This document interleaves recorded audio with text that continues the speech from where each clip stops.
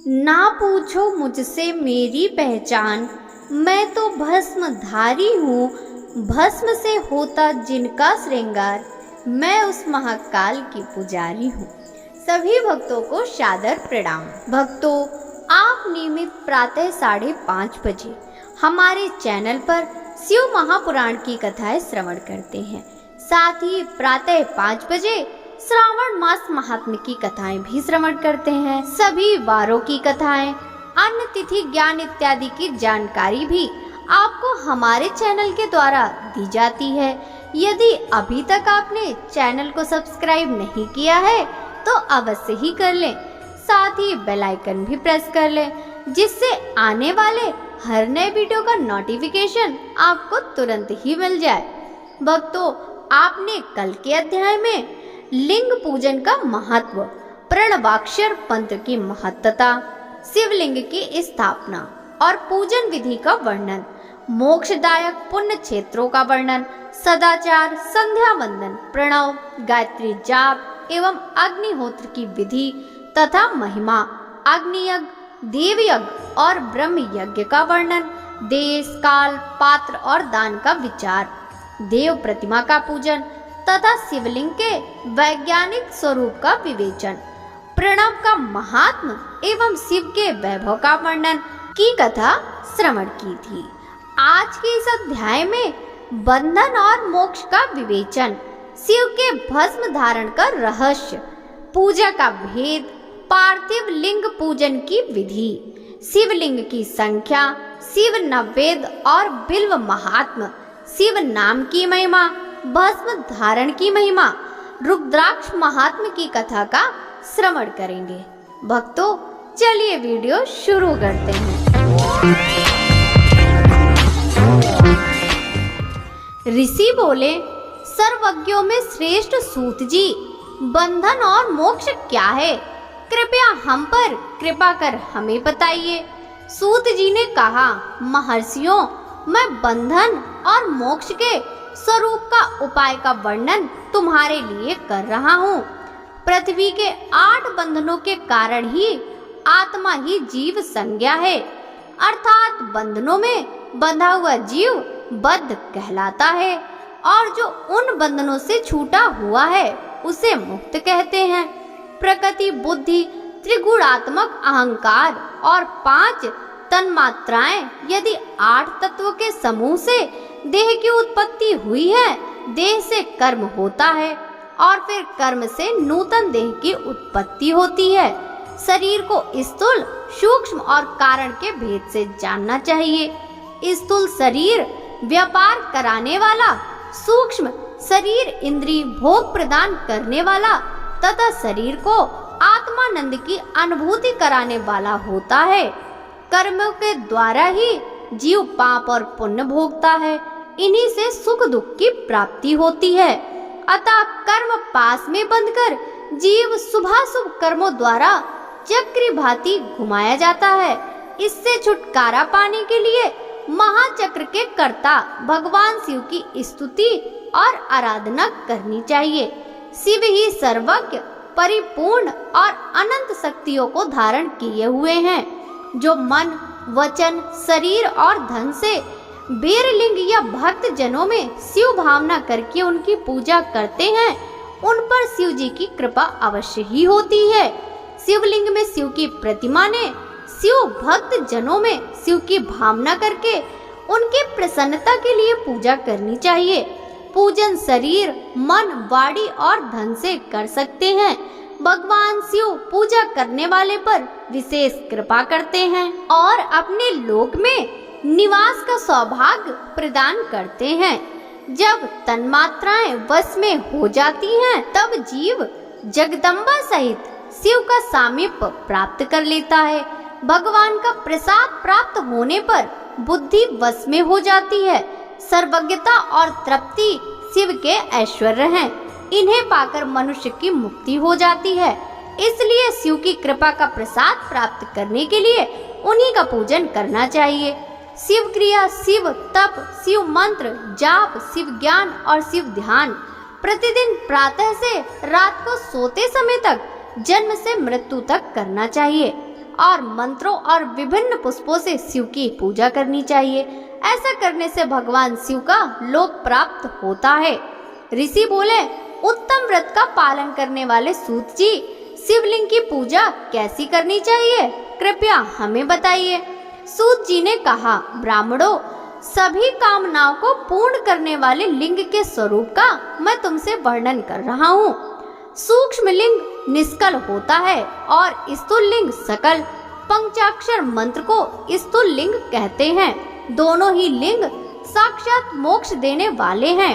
प्रकृति और पौरुष लिंग के रूपों के बारे में एकमात्र भगवान शिव ही जानते हैं और कोई नहीं जानता। पृथ्वी पर 5 लिंग हैं, जिनका विवरण मैं तुम्हें सुनाता हूँ। पहला स्वयंभू शिवलिंग, दूसरा बिंदु लिंग, तीसरा प्रतिष्ठित लिंग, चौथा चरलिंग और 5वां गुरु लिंग है। देवर्षियों की तपस्या से संतुष्ट हो उनके समीप प्रकट होने के लिए पृथ्वी के अंतर्गत बीज रूप में व्याप्त हुए भगवान शिव वृक्षों के अंकुर की भांति भूमि को भेद कर नाद लिंग के रूप में व्यक्त हो जाते हैं। स्वतः प्रकट होने के कारण ही इसका नाम स्वयंभू लिंग है। इसकी आराधना करने से ज्ञान की वृद्धि होती है। सोने, चांदी, भूमि, वेदी पर हाथ से प्रणव मंत्र लिखकर भगवान शिव की प्रतिष्ठा और आवाहन करें तथा 16 उपचारों से उनकी पूजा करें। ऐसा करने से साधक को ऐश्वर्य की प्राप्ति होती है। देवताओं और ऋषियों ने आत्म सिद्धि के लिए पौरुष लिंग की स्थापना मंत्रों के उच्चारण द्वारा की है। यही प्रतिष्ठित लिंग कहलाता है। किसी ब्राह्मण अथवा राजा द्वारा मंत्र पूर्वक स्थापित किया गया लिंग भी प्रतिष्ठित लिंग कहलाता है, किंतु वह प्राकृतिक लिंग है। शक्तिशाली और नित्य होने वाला पौरुष लिंग तथा दुर्बल और अनित्य होने वाला प्राकृतिक लिंग कहलाता है। लिंग नाभि, जीभ, हृदय और मस्तक में विराजमान आध्यात्मिक लिंग को चर लिंग कहते हैं। पर्वत को पौरुष लिंग और भूतल को विद्यमान प्राकृत लिंग मानते हैं। पौरुष लिंग समस्त ऐश्वर्य को प्रदान करने वाला है। प्राकृत लिंग धन प्रदान करने वाला है। चर लिंग में सबसे प्रथम रसलिंग ब्राह्मणों को अभीष्ट वस्तु प्रदान करने वाला है। सुवर्ण लिंग वैश्यों को धन, बाढ़ लिंग क्षत्रियों को राज, सुंदर लिंग शूद्रों को महाशुद्धि प्रदान करने वाला है। बचपन, जवानी और बुढ़ापे में स्फटिकमय शिवलिंग का पूजन स्त्रियों को समस्त भोग प्रदान करने वाला है। समस्त पूजा कर्म गुरु के सहयोग से करें। इष्ट देव का अभिषेक करने के पश्चात अगहनी के चावल की बनी खीर तथा नैवेद्य अर्पण करें। निवृत्त मनुष्य को सूक्ष्म लिंग का पूजन विभूति के द्वारा करना चाहिए। विभूति लोकाग्नि जनित, वेदाग्नि जनित और शिवाग्नि जनित 3 प्रकार की होती है। लोकाग्नि जनित अर्थात लौकिक भस्म को शुद्धि के लिए रखें। मिट्टी, लकड़ी और लोहे की पात्रों की धान्य, तिल, वस्त्र आदि की भस्म से शुद्धि होती है। वेदों से जनित भस्म को वैदिक कर्मों के अंत में धारण करना चाहिए। मूर्तिधारी शिव का मंत्र पढ़कर बेल की लकड़ी जलाएं। कपिला गाय के गोबर तथा समी, पीपल, पलास, बड़, अमलतास और बेर की लकड़ियों से अग्नि जलाएं। इसे शुद्ध भस्म माना जाता है। भगवान शिव ने अपने गले में विराजमान प्रपंच को जलाकर भस्म रूप से सार तत्व को ग्रहण किया है। उनके सारे अंग वस्तुओं के सार स्वरूप हैं। भगवान शिव ने अपने माथे के तिलक में ब्रह्मा, विष्णु और रुद्र के सार तत्व को धारण किया है। सजल भस्म को धारण करके शिव जी की पूजा करने से सारा फल मिलता है। शिव मंत्र से भस्म धारण कर श्रेष्ठ आश्रमी होता है। शिव की पूजा अर्चना करने वाले को अपवित्रता और सूतक नहीं लगता। गुरु शिष्य के राजस, तामस और तमोगुण का नाश कर शिव का बोध कराता है। ऐसे गुरु के हाथ से भस्म धारण करनी चाहिए। जन्म और मरण सब भगवान शिव ने ही बनाए हैं। जो इनकी सेवा में ही अर्पित कर देता है वह बंधनों से मुक्त हो जाता है। स्थूल, सूक्ष्म और कारण को वश में कर लेने से मोक्ष प्राप्त होता है। जो शिव की पूजा में तत्पर हो, मौन रहे, सत्य तथा गुणों से युक्त हो, क्रिया जाप तप करता रहे, उसे दिव्य ऐश्वर्य की प्राप्ति होती है तथा ज्ञान का उदय होता है। शिव भक्त यथा योग्य क्रिया एवं अनुष्ठान करे तथा धन का उपयोग कर शिव स्थान में निवास करे। भगवान शिव के महात्म का सभी के सामने प्रचार करे। शिव मंत्र के रहस्य को उनके अलावा कोई नहीं जानता है, इसलिए शिवलिंग का नित्य पूजन करें। ऋषि बोले, हे सूत जी, आप हम पर कृपा करके पार्थिव महेश्वर की महिमा का वर्णन जो आपने वेद व्यास जी से सुना है सुनाइए। सूत जी बोले, हे ऋषियों, मैं भोग और मोक्ष देने वाली पार्थिव पूजा पद्धति का वर्णन कर रहा हूँ। पार्थिव लिंग सभी लिंगों में सर्वश्रेष्ठ है। इसके पूजन से मनोवांछित फलों की प्राप्ति होती है। अनेक देवता, दैत्य, मनुष्य, गंधर्व, सर्प एवं राक्षस शिवलिंग की उपासना से अनेक सिद्धियां प्राप्त कर चुके हैं। जिस प्रकार सतयुग में रत्न का, त्रेता में स्वर्ण का व द्वापर में पारे का महत्व है, उसी प्रकार कलयुग में पार्थिव लिंग अति महत्वपूर्ण है। शिव मूर्ति का पूजन तप से भी अधिक फल प्रदान करता है। जिस प्रकार गंगा नदी सभी नदियों में श्रेष्ठ एवं पवित्र मानी जाती है, उसी प्रकार पार्थिव लिंग सभी लिंगों में सर्वश्रेष्ठ है। जैसे सब व्रतों में शिवरात्रि का व्रत श्रेष्ठ है, सब दैवी शक्तियों में दैवी शक्ति श्रेष्ठ है, वैसे ही सब लिंगों में पार्थिव लिंग श्रेष्ठ है। पार्थिव लिंग का पूजन धन, वैभव, आयु एवं लक्ष्मी देने वाला तथा संपूर्ण कार्यों को पूर्ण करने वाला है। जो मनुष्य भगवान शिव का पार्थिव लिंग बनाकर प्रतिदिन पूजा करता है, वह शिवपद एवं शिवलोक को प्राप्त करता है। निष्काम भाव से पूजन करने वाले को मुक्ति मिल जाती है। जो ब्राह्मण कुल में जन्म लेकर भी पूजन नहीं करता, वह घोर नरक को प्राप्त करता है। पार्थिव लिंग की श्रेष्ठता तथा महिमा का वर्णन करते हुए सूत जी ने कहा, हे श्रेष्ठ महर्षियों, वैदिक कर्मों के प्रति श्रद्धा भक्ति रखने वाले मनुष्यों के लिए पार्थिव लिंग पूजा पद्धति ही परम उपयोगी एवं श्रेष्ठ है तथा भोग एवं मोक्ष प्रदान करने वाली है।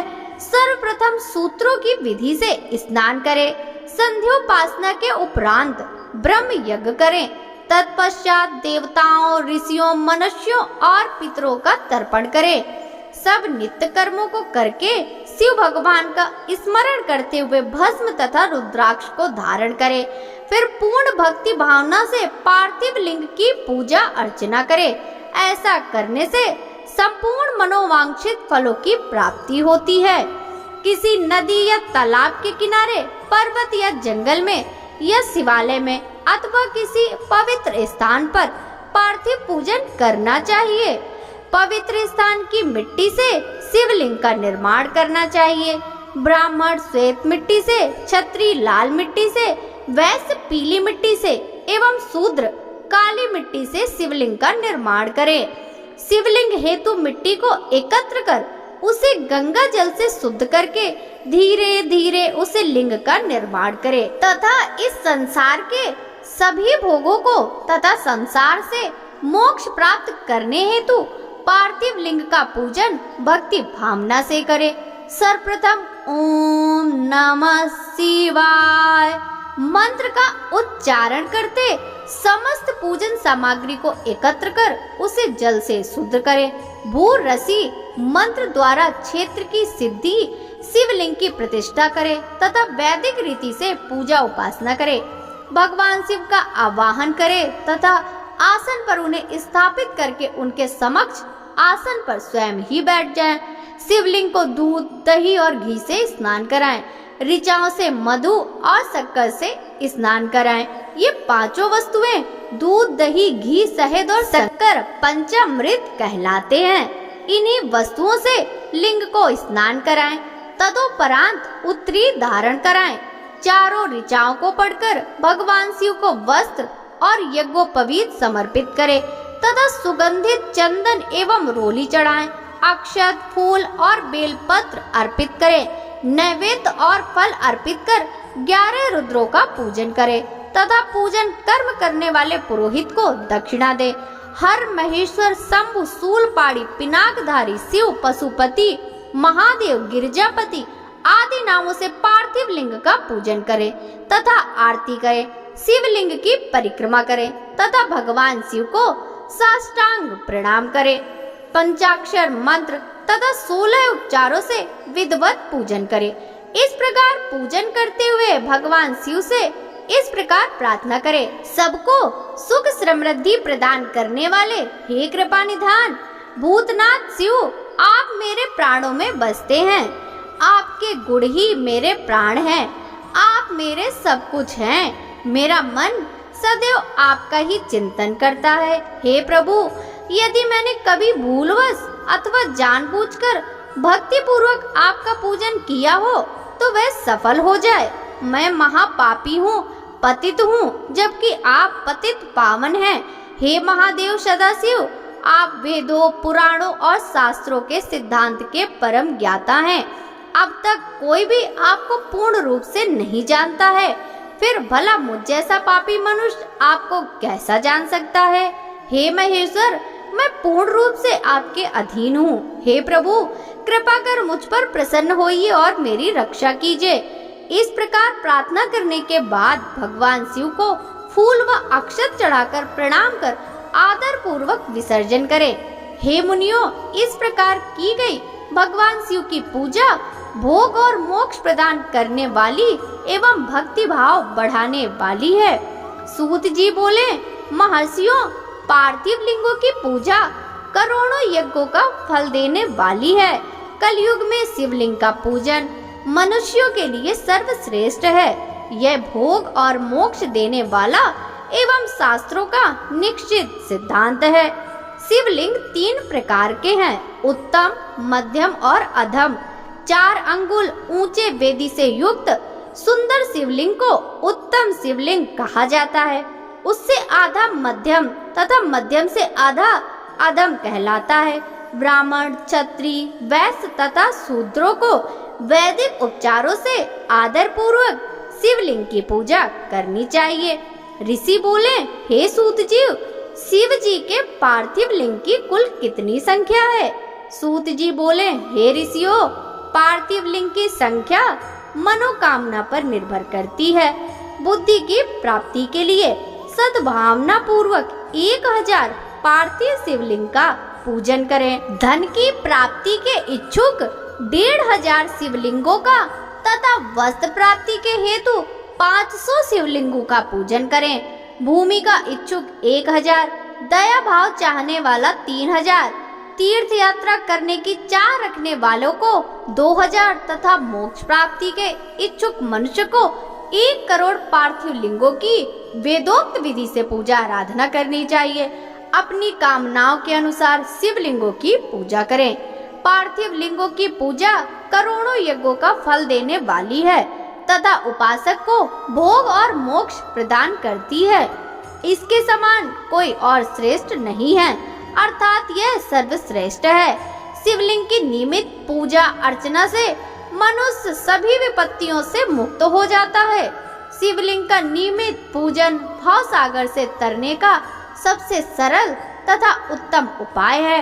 हर रोज लिंग का पूजन वेदोक्त विधि से करना चाहिए। भगवान शंकर का नैवेद्यात पूजन करना चाहिए। भगवान शंकर की 8 मूर्तियां पृथ्वी, जल, अग्नि, वायु, आकाश, सूर्य, चंद्रमा तथा यजमान है। इसके अतिरिक्त शिव, भव, रुद्र, उग्र, भीम, ईश्वर, महादेव तथा पशुपति नामों का भी पूजन करें।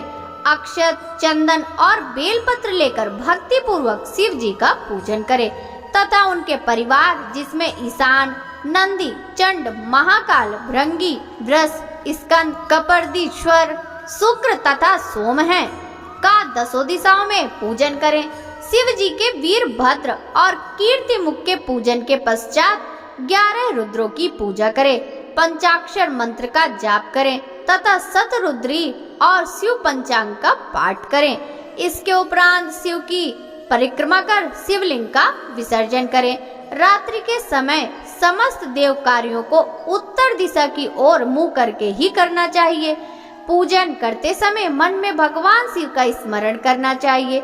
जिस स्थान पर शिवलिंग स्थापित हो वहां पर पूर्व, पश्चिम और उत्तर दिशा में न बैठें, क्योंकि पूर्व दिशा भगवान शिव के सामने पड़ती है और इष्ट देव का सामना नहीं रोकना चाहिए। उत्तर दिशा में शक्ति स्वरूपा देवी उमा विराजमान रहती हैं।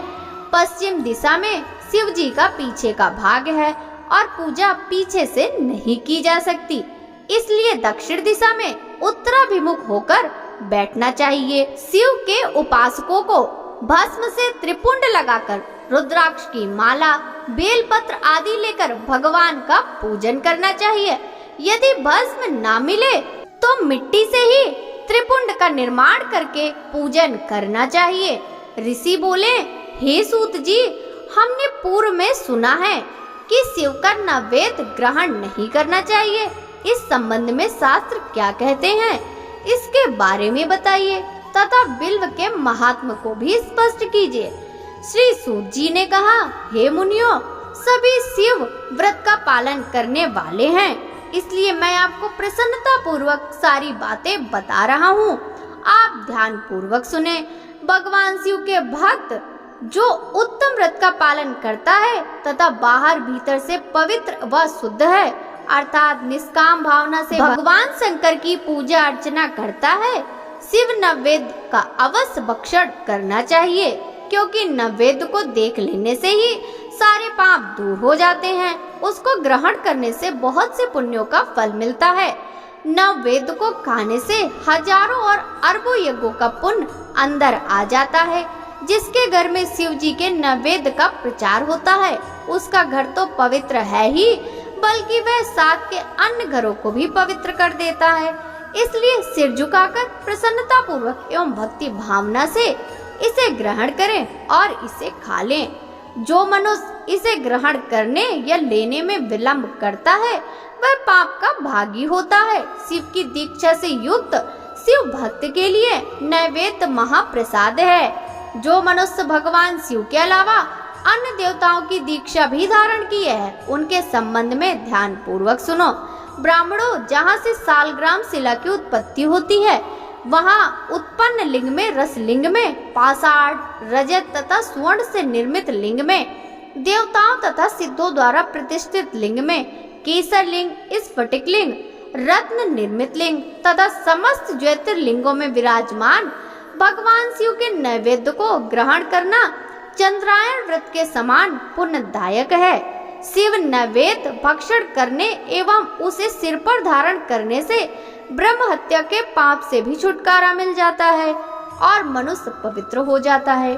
परंतु जहाँ चंडालों का अधिकार हो, वहाँ का महाप्रसाद भक्ति पूर्वक भक्षण नहीं करना चाहिए। बाण लिंग, लौह निर्मित लिंग, सिद्ध लिंग, उपासना से प्राप्त अर्थात सिद्धों द्वारा स्थापित लिंग, स्वयंभू लिंग एवं मूर्तियों का जहाँ पर चंड का अधिकार नहीं है, जो मनुष्य भक्ति पूर्वक स्नान कराकर उस जल का 3 बार आचमन करता है, उसके सभी कायिक, वाचिक और मानसिक पाप नष्ट हो जाते हैं।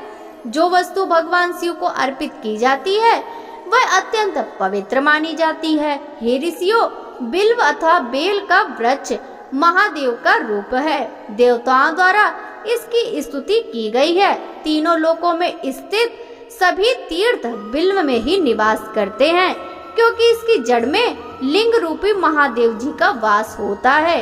जो इसकी पूजा करता है वह निश्चय ही शिव पद प्राप्त करता है। जो मनुष्य बिल्व की जड़ के पास अपने मस्तक को जल से सींचता है, उसे संपूर्ण तीर्थ स्थलों पर स्नान का फल प्राप्त होता है। बिल्व की जड़ों को पूरा पानी से भरा देखकर भगवान शिव संतुष्ट एवं प्रसन्न होते हैं। जो मनुष्य बिल्व की जड़ों अर्थात मूल भाग का गंध, पुष्प इत्यादि से पूजन करता है, वह सीधा शिवलोक को जाता है। उसे संतान और सुख की प्राप्ति होती है।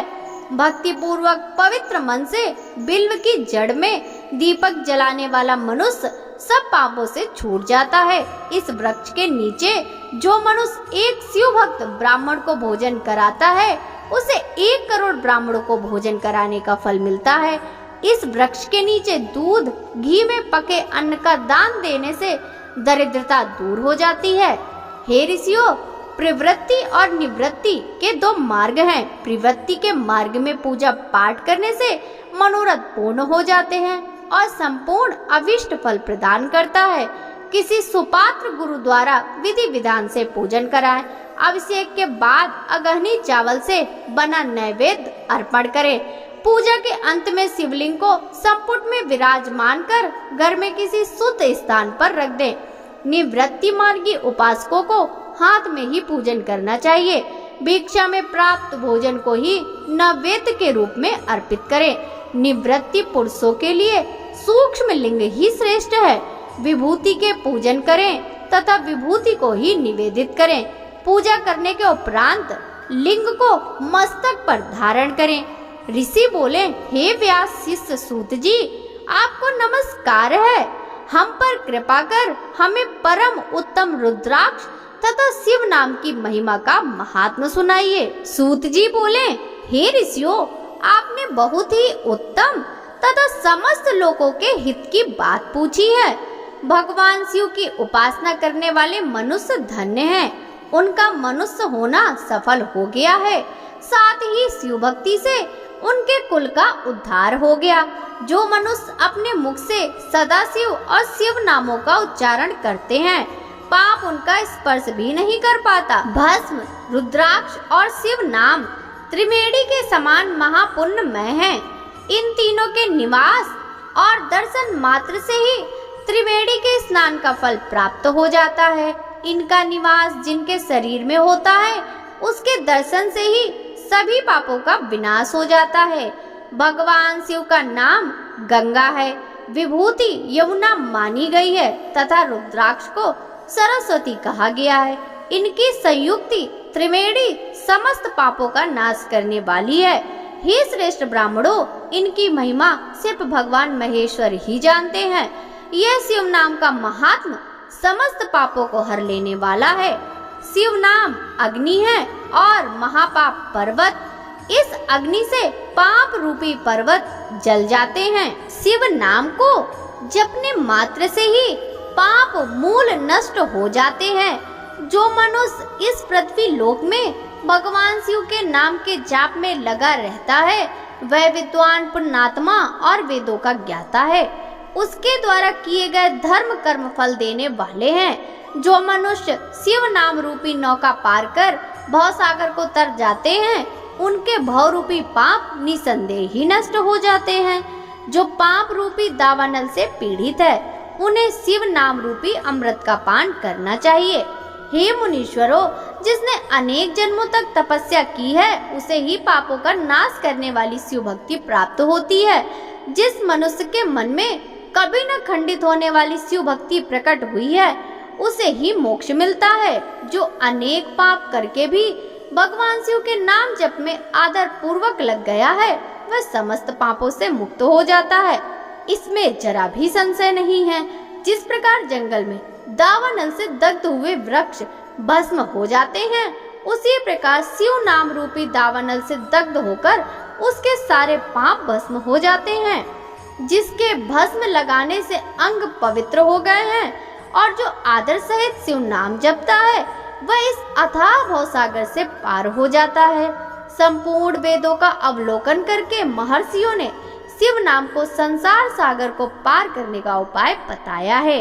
भगवान शंकर के एक नाम में भी पाप को समाप्त करने की इतनी शक्ति है कि उतने पातक कभी कोई मनुष्य नहीं कर सकता। पूर्व काल में इंद्रदुम्न नामक एक महापापी राजा हुआ था और एक ब्राह्मण युवती जो बहुत पाप कर चुकी थी।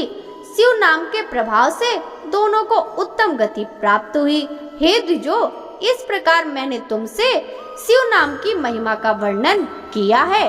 श्री सूत जी ने कहा, हे ऋषियों, अब मैं तुम्हारे लिए समस्त वस्तुओं को पावन करने वाले भस्म का महात्म्य सुनाता हूँ। भस्म 2 प्रकार की होती है, एक महाभस्म और दूसरी स्वल्प भस्म। महाभस्म भी अनेक भेद रखती है। यह 3 प्रकार की होती है, श्रोता, स्मार्त और लौकिक। श्रोता और स्मार्त भस्म केवल ब्राह्मणों के ही उपयोग में आने योग्य है। लौकिक भस्म का उपयोग सभी मनुष्य जन कर सकते हैं। ब्राह्मणों को वैदिक मंत्रों का जाप करते हुए भस्म धारण करनी चाहिए तथा अन्य मनुष्य बिना मंत्रों के भस्म धारण कर सकते हैं। उपलों से सिद्ध की हुई भस्म आग्नेय भस्म कहलाती है। यह त्रिपुंड का द्रव्य है। अन्य यज्ञ से प्रकट हुई भस्म भी त्रिपुंड धारण के काम आती है। जबाली उपनिषद के अनुसार अग्नि इत्यादि मंत्रों द्वारा 7 बार जल में भिगोकर शरीर में भस्म लगाएं। तीनों संध्याओं में जो शिव भस्म से त्रिपुंड लगाता है वह सब पापों से मुक्त होकर शिव की कृपा से मोक्ष पाता है। त्रिपुंड और भस्म लगाकर विधि पूर्वक जाप करें। भगवान शिव और विष्णु ने भी त्रिपुंड धारण किया है। अन्य देवियों सहित भगवती उमा और देवी लक्ष्मी ने इनकी प्रशंसा की है। ब्राह्मणों, क्षत्रियों, वैश्यों और शूद्रों, वर्ण संकरों तथा जाति भ्रष्ट पुरुषों ने भी उद्दूलन एवं त्रिपुंड रूप में भस्म धारण की है। महर्षियों, इस प्रकार संक्षेप में मैंने त्रिपुंड का महात्म बताया। यह समस्त प्राणियों के लिए गोपनीय है। ललाट अर्थात माथे पर भौवें के मध्य भाग से भौवें के अंत भाग जितना करके अंगूठा द्वारा बीच में सीधी रेखा त्रिपुंड कहलाती है। त्रिपुंड अत्यंत उत्तम तथा भोग है। प्रणव का प्रथम अक्षर आकार, गार्हपत्य अग्नि, पृथ्वी धर्म, रजोगुण ऋग्वेद, क्रिया शक्ति, प्रातः सवन तथा महादेव ये त्रिपुंड की प्रथम रेखा के 9 देवता हैं। प्रणव का दूसरा अक्षर उकार, दक्षिणाग्नि, आकाश, शतगुण, यजुर्वेद, मध्य दिन, सवन, इच्छा शक्ति, अंतरात्मा तथा महेश्वर ये दूसरी रेखा के 9 देवता हैं। प्रणव का तीसरा अक्षर मकार, आवहमनी अग्नि, परमात्मा, तमोगुण, धूलोक, ज्ञान शक्ति, सामवेद, तृतीय समन तथा शिव ये तीसरी रेखा के 9 देवता हैं। प्रतिदिन स्नान से शुद्ध होकर भक्ति भाव से त्रिपुंड में स्थित देवताओं को नमस्कार कर त्रिपुंड धारण करें तो भोग और मोक्ष दोनों की प्राप्ति होती है।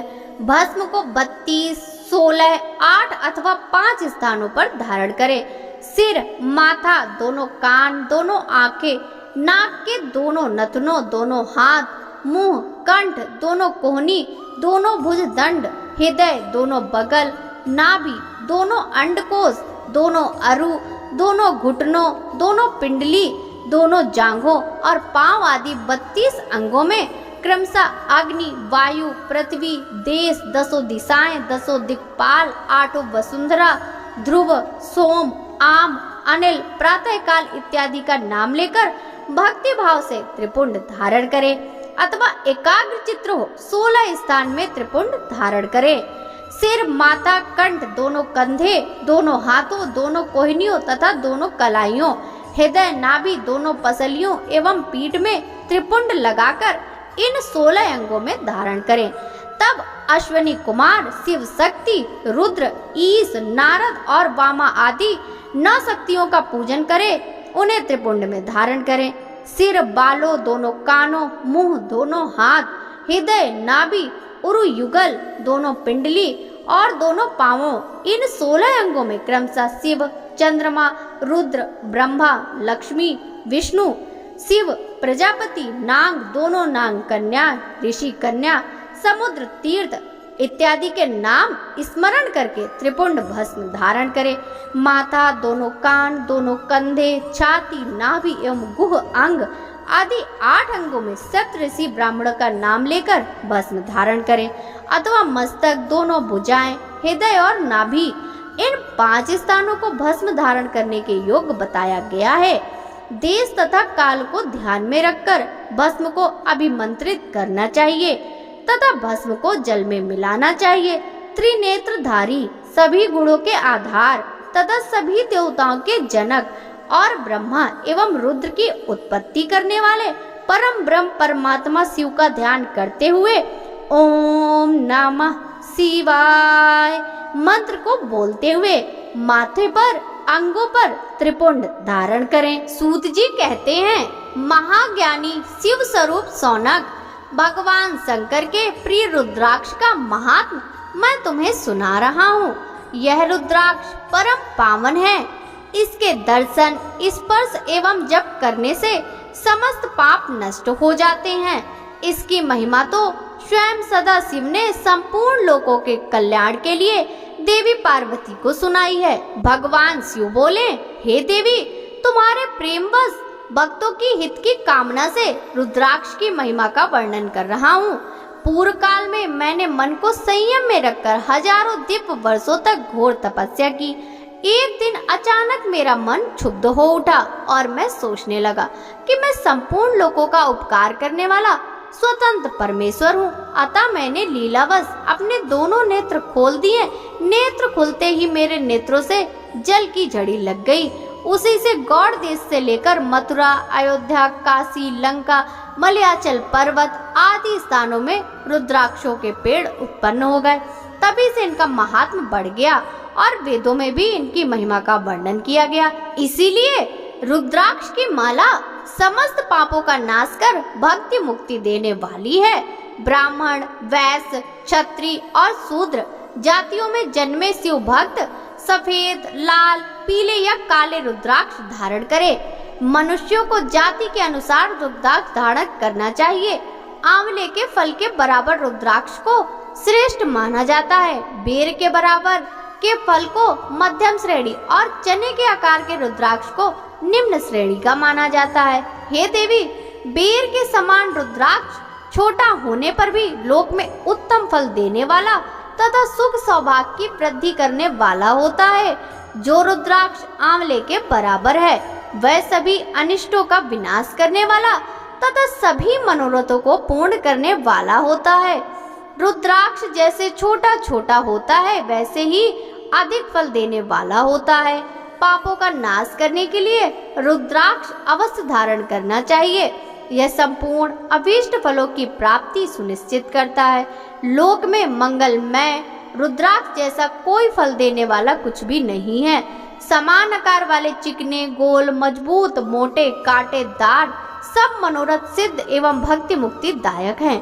किंतु कीड़ों द्वारा खाए गए टूटे फूटे कांटों से युक्त तथा जो पूरा गोल ना हो, इन 5 प्रकार के रुद्राक्षों का त्याग करें।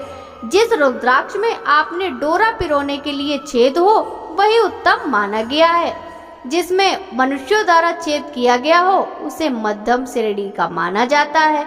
इस जगत में 1100 रुद्राक्ष धारण करके मनुष्य को जो फल प्राप्त होता है उसका वर्णन नहीं किया जा सकता है। भक्तिमान पुरुष 550 रुद्राक्ष के दानों का मुकुट बना ले और उसे सिर पर धारण करे।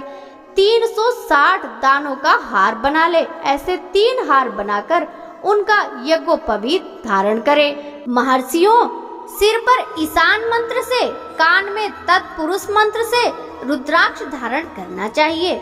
गले में रुद्राक्ष, मस्तक पर त्रिपुंडधारी रुद्राक्ष पहने ओम नमः शिवाय मंत्र का जाप करने वाला मनुष्य यमपुर को नहीं जाता। रुद्राक्ष माला पर मंत्र जपने का करोड़ गुना फल मिलता है। 3 मुख वाला रुद्राक्ष साधन सिद्ध करता है एवं विद्याओं में निपुण बनाता है। 4 मुख वाला रुद्राक्ष ब्रह्म स्वरूप है। इनके दर्शन एवं पूजन से नर हत्या का पाप छूट जाता है। यह धर्म, अर्थ, काम, मोक्ष आदि चारों पुरुषार्थों का फल देने वाला है। 5 मुख वाले रुद्राक्ष को कालाग्नि अर्थात पंचमुखी कहा जाता है।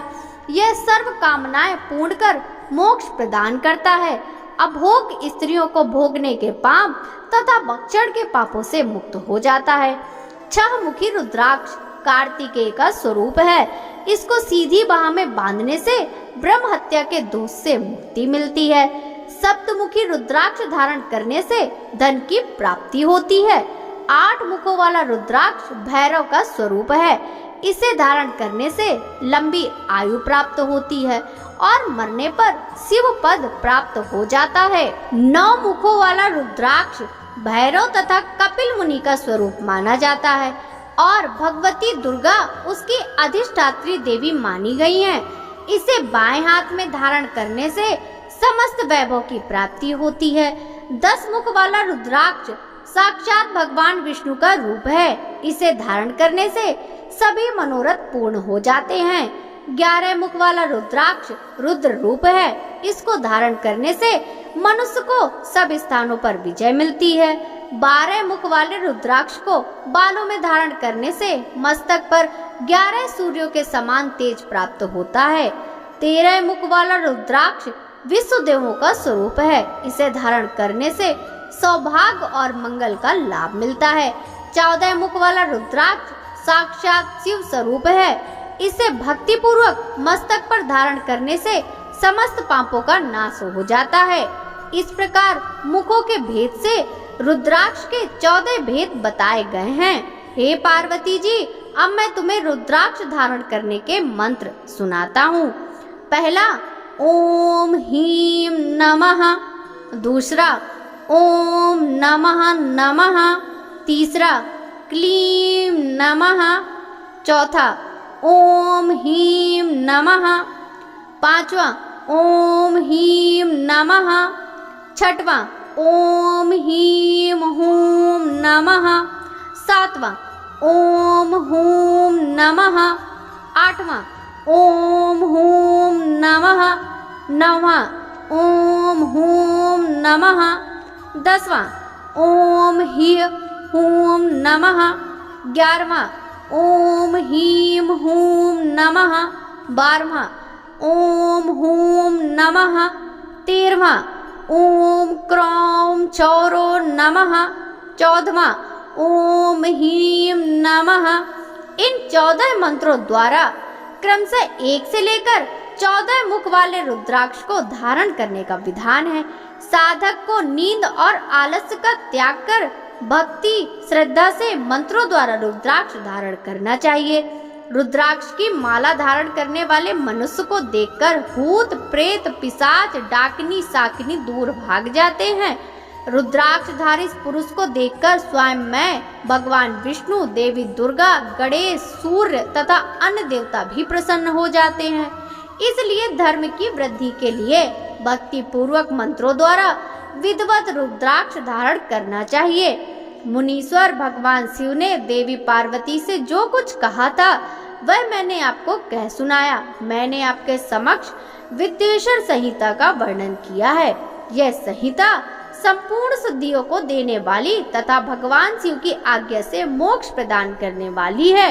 जो मनुष्य इसे नित्य पढ़ते अथवा सुनते हैं वे पुत्र पौत्रादि के सुख भोग कर सुखमय जीवन व्यतीत करके अंत में शिव रूप होकर मुक्त हो जाते हैं।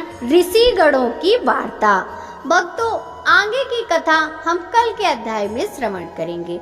यदि आपको शिव महापुराण की यह कथा अच्छी लगी हो तो इस वीडियो को लाइक कर ज्यादा से ज्यादा भक्तों के साथ शेयर कीजिए, जिससे भक्तों की भक्ति निरंतर ही बढ़ती रहे। और कमेंट बॉक्स में हर हर महादेव लिखना बिल्कुल भी मत भूलिएगा। साथ ही प्रातः 5 बजे श्रावण मास महात्म्य की कथाएं भी अवश्य ही श्रवण कीजिएगा, जिससे भगवान भोलेनाथ की कृपा सदैव आप पर बनी ही रहे। आपसे मिलते हैं कल की अध्याय की कथा के साथ। सभी भक्तों को हरे कृष्णा, राधे राधे, हर हर महादेव।